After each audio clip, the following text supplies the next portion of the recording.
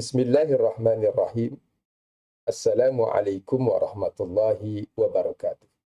Rekan-rekan sekalian, buku di hadapan kita ini adalah disertasi atau penelitian ilmiah di Universitas Islam Negeri Syarif Hidayatullah Jakarta. Buku ini berjudul Pemikiran dan Praktik Jihad Syekh Muhammad bin Abdul Wahab. Hasil penelitian ilmiah ini merujuk kepada seluruh karya-karya Syekh Muhammad bin Abdul Wahab yang berjumlah sekitar 27 risalah atau karya. Dan karya-karya beliau tidak ada yang tebal, tipis-tipis. Di kisaran halaman ada yang 7 halaman, ada yang 25 halaman, ada yang 30 halaman. Misalkan kitab ini, rekan-rekan sekalian.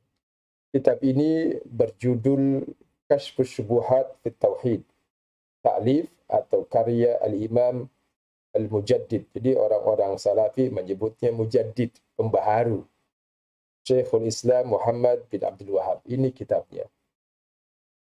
Padahal kalau Mujaddid atau bahkan sebagian mereka menyebutnya mujtahid mutlak, itu harus mumpuni dalam karya-karyanya.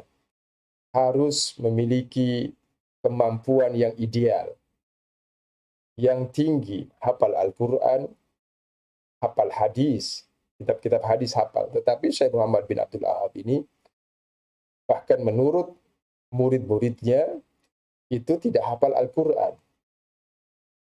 Dia hafal hanya beberapa surat atau sebagian kecil saja, tidak hafal seluruh Al-Quran. Dan saya punya data itu.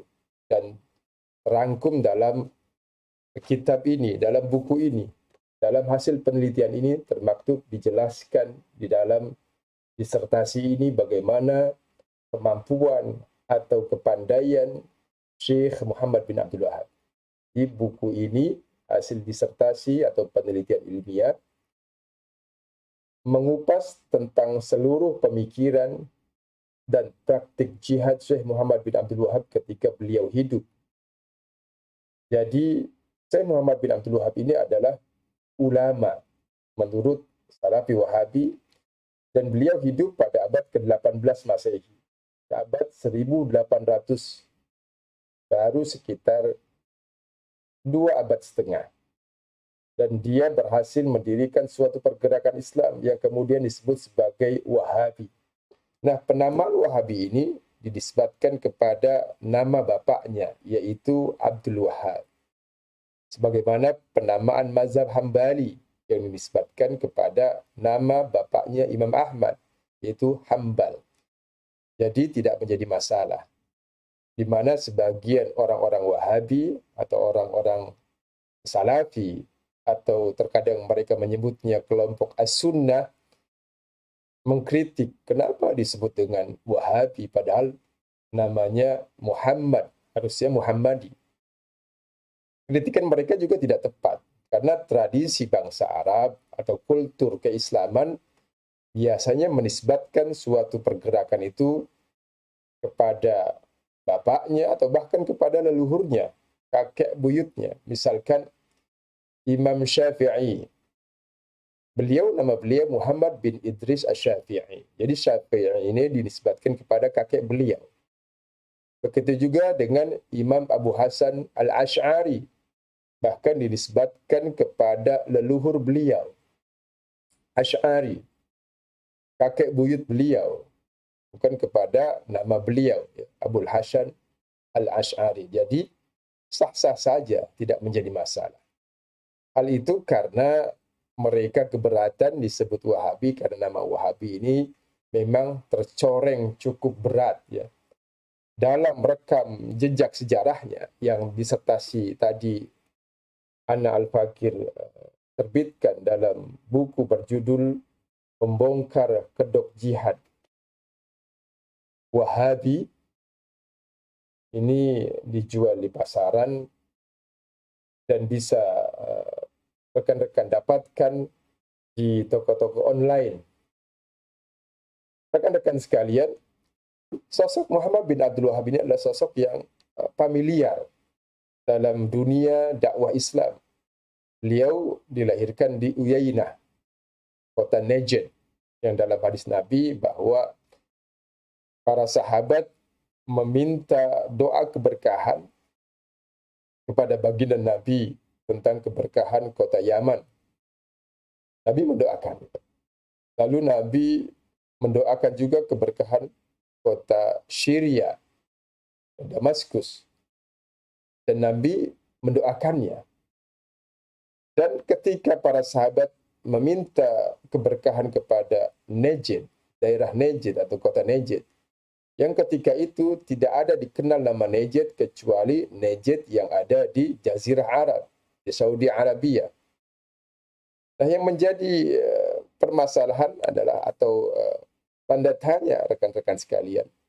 Orang-orang Salafi atau orang-orang Wahabi atau terkadang mereka menyebutnya As-Sunnah menyebut bahwa Najd ini adalah Irak, padahal ketika kota Yaman identik dan dipahami dari pertanyaan para sahabat dalam hadis ini sebagai Yaman yang dikenal dengan Yaman sekarang. Begitu juga dengan Barik lana fi Syamina, dengan kota Syam yang identik dan dikenal sebagai kota Syam, yang kota Syam sekarang. Tetapi ketika disebut nama Najd, masa sih mereka nggak paham dan nggak tahu Najd yang mana? Padahal yang dimaksud Najd dalam hadis itu adalah Najd yang saat ini terletak di ibu kota Saudi Arabia, yaitu Riyadh. Nah, ini menjadi tamparan keras kepada orang-orang Salafi yang tidak mengerti hadis itu, tidak mengerti sejarah, tidak mengerti konteksnya, tapi merasa paling benar.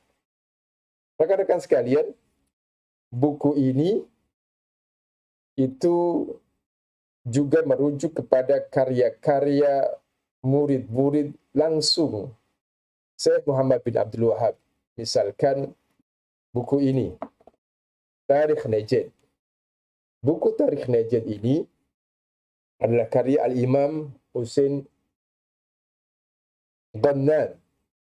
Ini murid langsung Syekh Muhammad bin Abdul Wahab. Dan penulisan buku ini juga berdasarkan arahan, bimbingan, pembetulan. Jadi ada beberapa yang dibetulkan oleh Syekh Muhammad bin Abdul Wahab dan ada beberapa yang tidak diluruskan karena sudah benar. Jadi karya ini dalam mukadimah buku ini disebutkan berdasarkan arahan, bimbingan, persetujuan Syekh Muhammad bin Abdul Wahab ketika masih hidup. Dan ini adalah murid beliau langsung, Syekh Ibnu Ghanam ini. Yang kedua adalah buku berjudul Unwanul Majdi fi Tarikh Najd. Ini juga buku muridnya langsung, pengikut langsung Syekh pendiri kerajaan Saudi, Muhammad Ibn Saud. Dan dijelaskan dalam buku ini. Buku ini juga diterbitkan oleh kementerian. Disetujui, diterbitkan oleh Matbu'at Darul Malik Abdul Aziz, percetakan rumah Raja Abdul Aziz, dan diberikan rekomendasi oleh Departemen Pendidikan Kerajaan Saudi Arabia. Artinya buku ini otentik dan benar, dibenarkan kebenaran sejarahnya oleh Kerajaan Saudi Arabia. Tapi apa yang ada dalam kitab ini? Kitab ini tentang perjuangan bangsa Saudi.